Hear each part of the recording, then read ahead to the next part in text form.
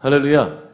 오늘도 주 앞에 전심으로 예배하는 우리 성도님들의 삶에 주님의 은혜와 사랑이 가득하시기를 축복합니다. 지난 수요일에 장로님께서 매일 아침마다 교회 단톡방에 아침 묵상 올려주시는데 수요일 아침 묵상이 굉장히 은혜가 돼서 여러분과 함께 좀 나누고 싶어서 좀 갖고 왔는데요. 잠언 24장 16절 말씀이에요. 의인은 7번 넘어져도 다시 일어나지만 악인은 재앙이 닥치면 망하고 만다 라는 말씀이에요. 자, 이 말씀과 함께 예화가 굉장히 공감이 됐는데 우물을 잘 파는 한 업자가 있었습니다. 여러분 다들 아시죠? 아침마다 묵상하고 계시죠? 뭔 내용이 있었는지. 자, 이 사람은 다른 사람이 실패한 곳도 곧잘 우물을 파내는 전문가예요. 모두가 그의 능력을 신기하게 여겼는데 그 중에 한 사람이 이렇게 물었습니다. 왜 이렇게 우물을 잘 팝니까? 그자 그 사람이 이렇게 말을 했대요. 예, 나는 우물을 파는데 실패한 경우가 없습니다.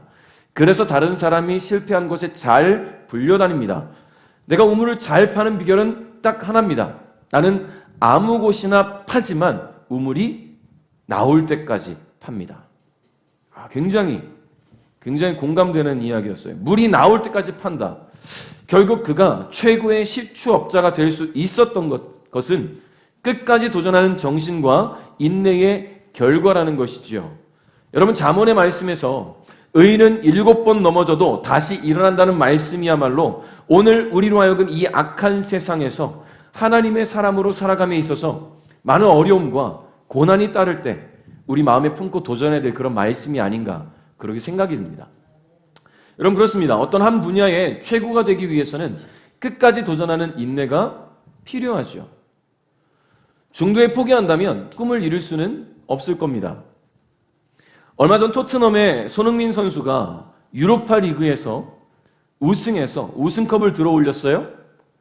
여러분 말도 많고 탈도 많았던 시즌이잖아요. 잔류할 것이냐 방출될 것이냐 막 말도 많았어요.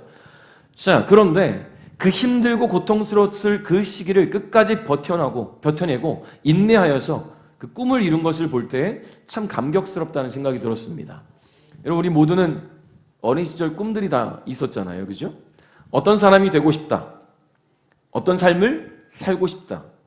어떤 일을 하고 싶다 등 우리는 되고 싶고 이루고 싶은 것들을 마음에 품고 성장해 왔어요. 여러분 자신의 꿈들이 있을 거 아니에요. 우리 옆에 계신 분께 한번 다 질문해 봅시다. 당신의 꿈은 뭐였습니까? 라고 질문 한번 해봅시다. 자, 여러분 꿈을 물어보셨습니까? 꿈이 있다고 얘기합니까? 집사님 꿈 뭐였어요? 네. 부잣집 사모님이 꿈이었는데 아직은 못 이뤘네. 그 부잣집 사모님 되는 꿈을. 그래요. 정말 좋은 꿈이었네요. 나도 부잣집 사모님이 아니라 부잣집 도련님 되고 싶은데 꿈을 이룰 수가 없었네요. 자, 그렇게 우리는 다 꿈이 있었잖아요. 그죠? 비록 지금의 삶이 녹록치가 않고 지금의 삶에 만족하지 못할지라도 우리는 여전히 이루고자 하는 꿈이 있어요. 부잣집 사모님 될 줄 믿습니다. 딴 사람 만나라는 게 아니라 지금의 남편이 부자가 돼서 부잣집 사모님이 되었으면 좋겠어요. 자, 그만큼 우리는 이루지 못한 것을 이루기 위해서 끊임없이 노력하고 인내하며 살아간단 말이겠지요. 여러분 과거에는요. 꿈꾸는 것조차 참 힘들었던 시기가 있었어요. 여러분 조선시대를 한번 봅시다. 우리는 조선시대 살아보지 않았지만 사극을 통해서 또 아니면 역사책을 통해서 그 시기에 그 사람들의 삶이 얼마나 고단하고 힘들었는지 봤잖아요. 여러분 양반은 대대로 양반의 집안으로 살아가요. 양반 집에서 태어나면 양반이에요. 근데 여러분 노비의 자식으로 태어나면 노비예요. 노비의 자식으로 태어난 노비가 양반이 되고 싶어도 양반이 될 수가 없어요. 그 신분이 바뀌지 않아요. 나는 이 삶을 살아갈 수 없어. 그래서 도망칩니다. 도망치면 끝나는가? 여러분 추노꾼들이 따라붙잖아요. 잡아오잖아요. 여러분 전국 곳곳을 다 뒤져서라도 잡아온대요. 그러니까 이 노비로 태어난 아이는 꿈을 가져볼 기회조차 가질 수 없고 꿈을 가진다 한들 신분이 변화되는 일은 없습니다. 여러분 그런데 지금은 어떻습니까? 얼마든지 꿈꿀 수 있어요. 도전할 수 있지요. 삶의 변화를 이뤄낼 수 있다라는 이야기예요. 물론 그러기 위해서는 우리 각자의 엄청난 노력과 수고와 에너지가 필요하지만 결국은 이루어내는 사람들이 있잖아요. 부잣집 사모님 될 수 있어요. 사랑하는 남편 빨리 전도하세요. 빨리 교회 나와서 함께 기도하고 하나님 물질의 복 주세요. 사업이 잘 되게 해주세요. 기도해서 부잣집 사모님 될 줄 믿습니다. 여러분 그래요. 그러니까 우리는 내가 가진 꿈을 지금도 갖고 살아가십시오. 그리고 그 꿈을 이룰 때까지 함께 기도하십시오. 여러분 그러니까 우리 자신에게 있어서 나라는 사람의 의미는 얼마만큼 큰 꿈을 갖고 있느냐, 그리고 그 꿈을 향해서 얼마만큼 도전을 하고 있느냐에 따라서 달라질 수가 있다는 이야기입니다. 자, 그럼 여러분에게 있어서 여러분 자신은 어떤 의미가 있습니까? 나를 좀 돌아봅시다. 힘들고 고된 삶 속에서 꿈을 잃지 않고 열심히 도전하고 살아가고 있는 그런 스스로가 여러분 굉장히 대견하고 기특하지요. 여러분 꿈도 포기하고 또 매일의 삶에 지쳐서 하루하루를 버티며 살아가는 스스로가 때로는 안쓰럽기도 할 겁니다. 근데 여러분 그런 우리를 보시는 주님에게 있어서 나라는 사람의 의미는 어떨까요? 주님이 나를 어떻게 보실까? 오늘 우리가 본문 말씀을 통해서 함께 생각해 보고자 하는 것이 바로 그 부분이에요. 주님은 나를 어떻게 생각하고 계시는지, 주님에게 있어서 나의 의미는 무엇인지, 나라는 사람이 주님에게는 어떤 존재인지를 함께 생각해 보자는 것이지요. 여러분 주님을 만나기 전, 즉 하나님 없는 삶을 살아갈 때 우리의 신분은 어떤 위치였습니까? 죄의 종이었어요. 죄의 자녀였다는 얘기죠. 아담과 하와의 범죄로 하나님과 단절되어서 영이 죽어버린 인간은 어떤 노력으로도 이 죄의 늪에서 스스로 빠져나올 수가 없었습니다.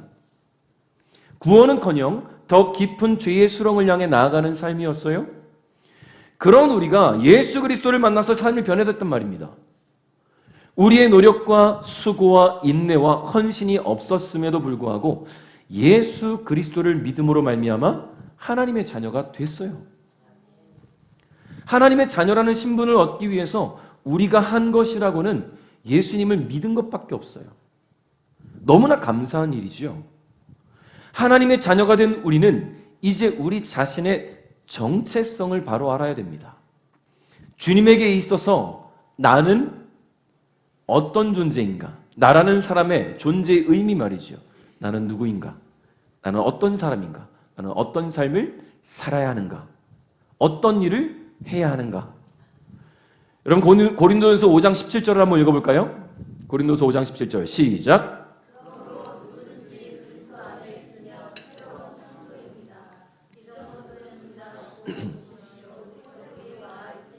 아멘. 우리는 예수 그리스도를 믿고 하나님의 자녀가 되어서 새로운 창조물이 됐어요. 이미 하나님께서 만드신 우리였는데 죄 때문에 하나님과 단절되어 하나님의 피조물, 하나님의 창조물로서의 역할을 감당하지 못했던 우리가 예수 그리스도를 믿음으로 말미암아 새로운 창조물이 됐다. 그것을 우리는 거듭났다라고 말하는 거예요. 다시 태어났다, born again이다라고 말하고 있지요. 그래서 우리가 다시 태어남으로 말미암아 이전과 달라진 것이 하나 있어요. 그것이 뭐냐면 신분이 바뀌었어요. 죄의 종에서 하나님의 자녀로. 여러분 신분이 바뀌면서 우리의 삶에 바뀌어진 게 또 하나 있습니다. 그게 뭐냐면 하나님과 대화할 수 있게 된 거예요. 하나님과 소통할 수 있게 되었다. 우리는 하나님의 은혜로 하나님의 자녀가 되었습니다. 하나님의 은혜로 말미암아. 여러분 그런 우리에게 예수님께서 오늘 뭐라고 말씀하시냐면 너희는 세상의 소금이다. 너희는 세상의 빛이다. 할렐루야. 여러분 소금과 빛. 예수님은 우리에게 너는 소금이 되어라. 빛이 되어라 라고 말씀하시지 않았어요. 너희는 소금이야. 너희는 빛이야 라고 우리의 지금 현재 상태를 말씀해 주고 계시다는 거예요. 다시 말해서 우리는 소금과 빛이 되어야 하는 존재가 아니라 이미 소금과 빛이 된 존재라는 말씀입니다. 13절 말씀을 함께 읽어보겠습니다. 같이 시작. 너희는 세상의 소금이다. 만약 소금이 그 맛을 잃으면 지장을 걸릴 수 있겠느냐. 아무 소금가 없게 되어 밖에 버려져 사람들에게 밟힐 뿐이다. 아멘. 자, 소금은 우리의 삶에 없어서는 안 되는 반드시 필요한 것들 중에 하나지요. 소금이 없으면 힘들 것 같아요. 그죠? 저는 무염식, 저염식을 싫어합니다. 그냥 염식, 다염식이라고 해야 되나? 좀 약간 좀 짜야 맛있잖아요. 그죠? 그렇지 않습니까? 여러분 음식을 대할 때 싱거우면 맛없다고 해요. 근데 짜면 그냥 짜다고 해요. 싱거우면 맛없어요. 조금 싱거울 때 우리는 간을 치잖아요. 내 입맛에 맞게. 그죠? 그 소금이 없는 일상은 참 생각하기도 싫은 것 같아요. 그럼 여러분 소금은 어떤 용도로 사용됩니까? 예로부터 소금은 음식의 맛을 낼 때 사용을 했어요. 근데 옛날에는 소금으로 양치를 했잖아요. 소금으로 양치해 보신 분? 옛날 사람. 사모님 옛날 사람. 저는 소금으로 양치를 해볼 경험이 목욕탕 가서, 목욕탕에 굵은 소금이 이렇게 있는 데가 있어요, 가끔. 그러면 양치를 한 다음에 소금을 그 칫솔에 찍어서 이렇게 하면 잇몸이 뭐 튼튼해지고 뭐 치석이 제거되고 한다고 해서 몇 번 해봤는데 좀 아프긴 하더라고요, 여기 잇몸이 좀. 자, 어쨌든 간에 소금으로 양치를 하면 세균이 뭐 번식이 뭐 없어지고 뭐 세척이 잘 된다. 그리고 소금물로 각을 하면 목이 나아진다고도 하죠. 소금물로 코를 세척하면 비염이 또 예방된다고도 합니다. 근데 여러분 소금의 용도 중에 가장 중요한 용도가 있어요. 그렇죠. 보관의 용도예요. 즉 부패 방지. 부패를 방지해줘요. 요즘이야 뭐 냉장고가 없는 집은 없지만 과거에는 음식이나 식재료를 오랫동안 보관하기 위해서는 소금을 사용했어요. 제가 예전에 그 다큐멘터리 같은 거를 좀 좋아하는데 아마도 저기 툰드라 지역이었는지 그 이누이트족들이 사는 알래스카 지역이었는지 기억이 잘 나지 않지만 이 사람들이 낚시를 해와서 엄청나게 많은 생선들을 잡아왔어요. 근데 이 생선들을 잡아오자마자 뭘 하냐면 소금에 절이는 거예요. 그리고는 눈을 파내고 담습니다. 오랫동안 먹어야 되니까 바로 절이는 거예요. 이런 보관을 위해서, 부패를 방지하기 위해서 그렇게 했다라는 거지요.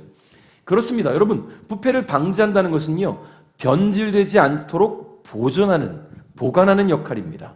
원래의 성질이 변하지 않도록 잘 보존하는 힘이 소금에 있다라는 말이지요. 근데 여러분, 소금이 음식의 맛을 낸다는 것이 저는 이것과 좀 굉장히 비슷한 맥락이라고 생각이 되는 거예요. 왜일까요? 맛을 낸다는 것은 그 음식의 고유한 맛을 찾아주는 거잖아요. 식재료가 변질되지 않도록 보관하는 것, 음식에 간을 내서 원래의 맛을, 우리가 생각하는 그 맛을 찾아내는 것, 같은 맥락 아니겠습니까? 그러니까 소금은요, 음식이 변질되지 않게 보관하는 역할과 함께 음식이 음식답게 만들어지도록 도와주는 역할도 한다라는 이야기입니다. 예수님은 우리에게 너희는 세상의 소금이다 라고 말씀하셨어요. 여러분, 태초에 하나님이 창조하신 이 세상, 너무나 아름답고 선한 곳이었다고 성경은 증거합니다. 그런데 죄가 세상에 들어오고 난 후로는 하나님과 단절된 세상에 이 죄가 창궐하기 시작해요. 사람들은 하나님을 떠나기 시작하고요. 우리를 만든 그 하나님보다 우리가 더 높은 존재가 될 수 있다. 바벨탑을 쌓기 시작하고요. 서로가 서로를 죽이는 일도 벌어집니다. 죄가 들어오자마자, 아담과 하와가 죄를 범하자마자, 죄가 세상에 들어오자마자 그들의 아들이, 첫째 아들이, 둘째 아들이 죽이는 일이 벌어지지 않았습니까? 죄가 세상에 들어오니까 사랑하는 동생을 죽이는데 서슴지 않아요. 여러분, 해를 거듭하면서 사람들은 대를 거듭하면서 참 많은 죄악들이 늘어나기 시작합니다. 거짓말하고 속이고 남의 것을 빼앗고 해를 가하고, 여러분, 이런 일들이 자꾸만 늘어나게 되어서 우리가 사는 세상은 죄로 가득하게 되었다라는 거예요. 여러분, 사도 바울은 로마서 3장 23절에 이렇게 말씀하세요. 모든 사람이 죄를 지어 하나님의 영광에 이를 수 없게 되었습니다. 여러분, 모든 사람이 죄 가운데 있다 보니까 죄가 죄인 줄 몰라요. 다 죄인이니까. 내가 다른 사람보단 좀 나은 사람일 거다라는 일말의 기대 정도는 가지고 있을지 모르겠지만 다 죄인이니까 누가 죄인이고 누가 죄인이 아닌 그런 세상이 아닌 거예요. 그러다 보니까 세상은 더 악해지죠. 더 부각돼야 되니까, 내가 더 드러나야 되니까. 더 악해져야 더 드러나지 않겠습니까? 이런 세상의 죄악과 인류의 죄를 해결하시고자 예수께서 하늘의 영광을 버리고 이 땅에 오셨습니다. 죄가 없으신 분이 죄인된 사람의 몸을 입고 우리 가운데 머무셨어요. 죄가 없으신 분이 우리를 대신해서 십자가에 달려 죽으심으로 우리의 죄를 대속하신 것입니다. 그분의 죽으심, 그분의 부활하심, 그분이 나를 구원하시고 나의 주님이 되심을 믿는 자들은 단절되었던 하나님과의 관계가 회복되었다는 것이지요. 요한복음 1장 12절에 이런 말씀이 있죠. 같이 읽어봅니다. 시작. 그분의 이름을 믿는 사람들에게는 하나님의 자녀가 되는 자격을 주셨습니다. 아멘. 하나님의 자녀가 된 우리는 예수님께서 말씀하신 것처럼 세상에 소금의 자격을 얻었어요. 우리는 소금이 되었다라는 거예요. 소금이 되어야 하는 것이 아니라 예수 그리스도를 믿고 하나님의 자녀가 된 그 순간 소금이 되었다라는 이야기예요. 그러므로 이 악한 세상에서 우리는 소금의 역할을 감당해야 된다라는 거죠. 그러려면 먼저 선행되어야 될 게 있어요. 그게 뭐냐면요, 내가 소금이라는 것을 알아야 돼요. 아, 나는 소금이구나. 소금은 자신의 정체성을 분명히 해야 됩니다. 나는 소금이다. 나는 부패를 방지하는 역할을 하고 음식의 고유한 맛을 찾아주는 존재야. 라는 그런 자기 인식이 있어야 되는 거예요. 소금이 자기가 설탕인 줄 알면 어떻게 맛을 내겠습니까? 간을 맞춰야 되는데 나는 설탕인 것 같아. 내가 들어가면 음식이 달 것 같아. 난 못 들어갈 것 같아. 그러면 이 사람들은 그 맛있는 음식을 맛볼 수 없어요. 소금인 내가 일을 안 하고 있으니까. 여러분, 설렁탕을 먹으러 가면 보글보글 그 하얀 뽀얀 국물이 막 바글바글 끓여서 나오잖아요. 근데 딱 떠먹으면 어떻습니까? 싱거워요. 뜨겁기만 하고 혓바닥만 뒤지요. 맛이 없어요. 네? 왜요? 다 경험을 한 번씩 해보시지 않았어요? 설렁탕 하다가 바로 혓바닥 뒤는 경험. 그게 뽀얀 국물이 너무 맛있어 보이는데 맛이 안 나요. 그래서 우린 뭘 넣습니까? 소금을 넣어요. 내가 맛있게 먹을 만큼의 소금의 간을 할 때 비로소 설렁탕의 본연의 맛을 찾아내지요. 그러므로 우리는 소금의 역할을 감당할 수 있도록 내가 소금이라는 존재라는 것을 깨달아야 된다는 거죠. 여러분, 고대 이스라엘에서는요, 땅에서 채취한 암염, 바위에서 채취한 암염을 사용했는데요, 이 암염을 잘못 보관하면 염분은 빠져나가고 찌꺼기만 남아서 짠맛을 잃어버리게 된대요. 여러분, 그러면 이 짠맛을 잃어버린 소금 아무리 많이 갖고 있으면 뭐합니까? 쓸데가 없는데 버리겠죠, 그냥.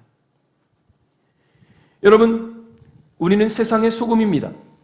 하나님 만드신 이 세상이 더 악해지지 않고 더 부패하지 않도록 우리 스스로가 소금의 역할을 이 세상에서 감당하며 살아갈 수 있기를 주님의 이름으로 축복합니다. 그러기 위해서 여러분이 계신 그곳이 여러분을 통해서 거룩해질 수 있기를 바라요. 여러분이 계신 그 자리가 여러분을 통해서 하나님의 은혜로 차오르는 그런 곳이 될 수 있기를 바랍니다. 여러분이 하나님의 자녀라는 사실을 부끄러워하지 마십시오. 어느 곳에서든 나는 하나님의 자녀다. 나는 예수 그리스도를 믿는 하나님의 사람이다. 드러낼 수 있기를 주님의 이름으로 축복합니다. 그 말씀으로 내가 새로워졌고 그 말씀으로 내가 하나님의 자녀가 되었고 나는 소금이니 내가 있는 그곳을 부패하지 않고 맛을 내는 그런 사람이 되겠다. 하나님 만드신 이 세상이 하나님의 창조 세계답게 다시 서갈 수 있도록 맛을 낼 수 있기를 주님의 이름으로 축복합니다. 14절 말씀 읽겠습니다. 시작. 아멘. 자, 제가 얼마 전에 한 해외 사이트 알리익스프레스라는 그 중국 사이트예요. 해외 배송 사이트에서 플래시를 하나 샀습니다. 후레쉬. 저렴한 가격인데 너무 성능이 좋은 거예요. 근데 여러분, 이거예요. 키면 여기 몇 프로 남았는지 화나죠? 근데 이게 제가 이거를 벌건대낮에 들고 다니는 게 무슨 의미가 있겠습니까? 그죠? 이건 벌건대낮에 들고 다니는 필요가 없어요. 이건 언제 필요합니까? 캄캄할 때, 어두울 때. 불 한번 꺼주시겠어요? 깜깜하게? 화나죠? 얘도 껴주세요. 엄청 화나죠? 얘가 이렇게 이런 능력이 있어요. 네, 불 켜주세요. 어느 정도 화난지 지금 잠깐 보셨지만 저희 집 아파트 14층인데 베란다에서 밤에 깜깜한 밤에 밑을 비추면 1층 주차장에 차 내부가 보여요. 대박이죠. 2,200원밖에 안 해요. 전 이거 파는 사람이 아니에요. 자, 어쨌든 간에 후레쉬는 밝은 곳에서는 필요 없어요. 어두운 곳에서 제 역할을 감당한다라는 거예요. 여러분, 우리는 하나님 만드신 이 아름답고 밝은 세상이 어두워져 가는 걸 인식하지 못했습니다. 왜냐하면 우리도 어둠 가운데 있었으니까. 우리도 죄인이었으니까. 세상이 어두워져 가는데 나도 그 어둠에 같이 포함되어 있다 보니까 어두운지 몰라요. 예수님을 믿고 죄가 무엇인지 깨닫기 전까지는 말이죠. 로마서 3장 23절 말씀처럼 모두가 죄인이기 때문에 어두움을 어둠으로 인식하지 못했습니다. 그런데 우리가 예수 그리스도를 믿고 하나님의 자녀가 되어서 빛으로 부름받은 지금은 세상의 어둠을 충분히 인식할 수 있어요. 여러분, 죄를 죄라 말할 수 있고 어둠을 어둠이라 말할 수 있어요. 여러분, 아이들이 잘못하면 지적합니다. 이건 잘못된 일이야. 어떻게 지적할 수 있습니까? 잘못된 일인 거 아는 거예요, 우리가. 죄가 죄라는 것을 알 수 있는 그런 삶이 됐어요. 물론 양심에 따라 아는 정도의 죄가 있어요. 양심에 따라 아는 죄가 있고 하나님 앞에서 우리가 죄라고 하나님께서 말씀하신 것들에서 아는 것들을 가르칠 수 있잖아요. 하나님 기뻐하시지 않는 모든 것들이, 하나님 기뻐하시지 않는 생각과 말과 행동들이 죄라는 것을 우리는 알고 다음 세대에 가르칠 수 있잖아요. 여러분, 요한복음 8장 12절에 예수님은 이렇게 말씀하셨습니다. 나는 세상의 빛이다. 나를 따르는 사람은 어둠 속에서 생활하지 않을 것이며 생명의 빛을 얻을 것이다. 할렐루야. 할렐루야.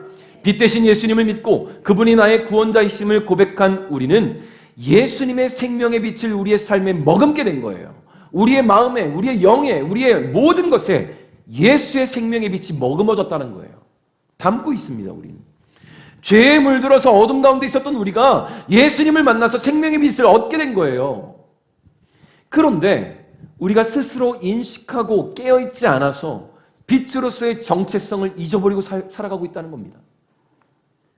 그런 우리에게 주님이 뭐라고 말씀하시느냐? 너희는 세상의 빛이야. 너희는 세상의 빛이야. 우리는 빛이 되어야 되는 사람이 아니라 이미 빛이라는 거예요. 15절 말씀 한번 읽어볼까요? 15절 시작. 등불을 돛박 안에 두지 않고 등잔대 위에 놓는다. 그래야 등불이 그 집에 있는 모든 사람에게 빛을 비추게 될 것이다. 아멘. 여러분, 전기가 들어오지 않던 시절, 저는 그 시절을 살아보진 않았지만 우리는 역사적 사실들을 통해서 또 검색만 하면 다 나오니까 보잖아요. 그때의 빛은 기름을 태우는 호롱불이었어요. 호롱불. 여러분, 이스라엘 사람들도 올리브에서 짠 기름을 등유로 사용하면서 이런 호롱불을 사용했다고 해요. 그런데 그 당시에 성냥이나 라이터가 없을 거 아닙니까? 그럼 불을 한번 지피면 이걸 밤새 사용하고 이 불씨가 꺼지지 않게 유지를 해야 되는 거예요. 또 켜려면 힘들게 켜야 되니까. 그래서 이 불씨를 꺼뜨리지 않게 해서 어떻게 유지했느냐? 진흙으로 만든 돛박 속에 집어넣고 집안 한 구석에 보관을 했대요. 불씨가 꺼지지 않도록. 그리고 어두운 밤이 되면 그 돛박 속에서 이 호롱불을 꺼내어서 등잔대 위에 올려놓았습니다. 그러면 이 어두웠던 방안이 금세 환한 빛으로 채워지게 되는 것이지요. 예수님은 이 빛이 집안을 구석구석 밝히는 것처럼 우리가 밝은 빛과 같은, 그런 밝은 빛과 같은 삶을 살아가기를 원하신다라는 거예요. 사도 바울은 에베소 5장 8절부터 9절에 이렇게 말씀하고 있습니다. 같이 한번 읽어볼게요. 시작. 이전에는 여러분도 어둠 가운데 있었으나 이제는 주님 안에서 빛 가운데 살아옵니다. 그러므로 빛에 속한 자는 되십시오. 빛은 선하고 의로우며 진실된 삶으로 인도합니다. 아멘. 그렇습니다. 우리는 주님 안에서 빛 가운데 살아갑니다. 빛의 자녀답게 살아야 된다는 거예요. 우리는 스스로가 예수 그리스도의 생명의 빛을 담고 있는 빛이라는 사실을 잊지 말아야 된다는 거예요. 그러면 소금이고 빛인 우리가 소금의 역할을 빛의 역할을 감당해야 될 곳이 어디냐? 이게 중요한 거예요. 그것은 바로 세상이죠. 저희 집에 선물 받은 소금이 하나 있거든요. 주겸이에요. 주겸이 되게 좋다고 하잖아요. 인산가 주겸이라고. 전 처음에 이거 보고서 인산 가주겸? 가주겸이 뭔가 했더니 인산가에서 나온 주겸이라는 거였더라고요. 인산 가주겸이 아니라. 자, 굉장히 건강에 좋대요. 가격도 꽤 비싸다고 알고 있어요. 근데 이 비싸고 좋은 소금이니 잘 보관해야지 하고 찬장에 딱 넣어놓고 쓰지 않으면 무슨 의미입니까 이게? 그렇죠? 좋은 거니까 비싼 거니까 잘 보관해야지 넣어놓고선 까먹으면 무슨 의미예요? 써야지요. 먹어야지요. 그 역할을 다 하도록 자리만 차지하고 있지 않도록 사용해야 된다는 거예요. 여러분 제가 산 이 플래시를 낮에만 들고 다니면 뭐합니까? 잘 갖고 다니다가 어두울 때 켜야지요. 그래야 그 역할을 감당하는 것 아니겠습니까? 소금도 빛도 사용되어야 되는 거예요. 바로 맛을 잃어 부패되어 가고 있는 이 세상에서, 그리고 죄악으로 더욱 어두워져 가고 있는 이 세상에서 말입니다. 16절 읽겠습니다. 시작. 이와 같이 너희 빛을 사람들에게 비춰라. 그래서 사람들이 너희의 선한 행동을 보고 하늘에 계신 너희 아버지께 영광을 돌리게 하여라. 아멘. 주님이 말씀하신 세상은 바로 우리의 삶의 현장을 말합니다. 우리 아이들이 다니는 학교, 우리 성도님들이 일하고 있는 그 일터, 우리가 사랑하는 사람들과 사랑하고 소통하고 나누며 살아가는 우리의 삶의 현장들이 바로 그 세상이에요. 우리는 그곳에서 맛을 잃은 소금이 되어서는 안 돼요. 우리는 그곳에서 빛을 잃은 빛이 되어서는 안 된다는 거예요. 우리는 우리의 삶의 현장에서 선한 영향력을 줄 수 있어야 된다는 것입니다. 적어도 그리스도인이라면 이런 모습이어야지 라고 세상 사람들이 기대해요. 아십니까? 여러분 적어도 우리가 예수 그리스도를 믿는 기독교인이라는 것을 세상 사람들이 알게 되면 뭐 우리에게 술도 권할 수 있고 막 대바라진 삶을 바라기도 하지만 그럼에도 불구하고 기독교인은 달라야 되는 거 아니야라는 그런 편견들을 갖고 있다는 거예요. 편견이 아니라 우리에겐 당연한 건데, 그런 사람들이 기대하는 크리스천은 달라야 돼라는 그 기대에 우리가 부응했으면 좋겠어요. 근데 더 중요한 것은요, 그들의 기대에 부응하는 것이 아니라 그들의 기대를 넘어서는 하나님의 부름과 그 기대에 부응하는 저와 여러분 될 수 있기를 주님의 이름으로 축복합니다. 여러분 분당 우리 교회 이찬수 목사님께서 하신 설교를 듣다가, 이 목사님이 혈기왕성하던 젊은 부목사 시절에 30대 때래요. 아랫집 주민과의 마찰이 있었대요. 아랫집 주민과의 마찰. 근데 윗집에, 그러니까 아랫집 주민에게는 윗집 사는 사람이 목사라는 것을 알아요. 근데 아무튼 그 마찰 때문에 화가 나서 어느 날은 그냥 저녁 때 쉬다가 내려가게 됐대요. 아랫집으로. 다혈질이었대요, 본인이. 그리고 다혈질이다 보니까 화가 나면 말이 빨라지고 발걸음이 막 빨라지는데, 화가 나서 계단을 막 빨리 걸어 내려갔답니다. 막 걸어 내려갔는데 순간 갑자기 머릿속에 나 목사지 라는 생각이 들면서 막 빠른 발걸음이 천천히 바뀌었대요. 그리고는 그 집안 문 앞에 도착하고 나서 나는 목사지라는 생각에 다시 걸어 올라왔다라는 거예요.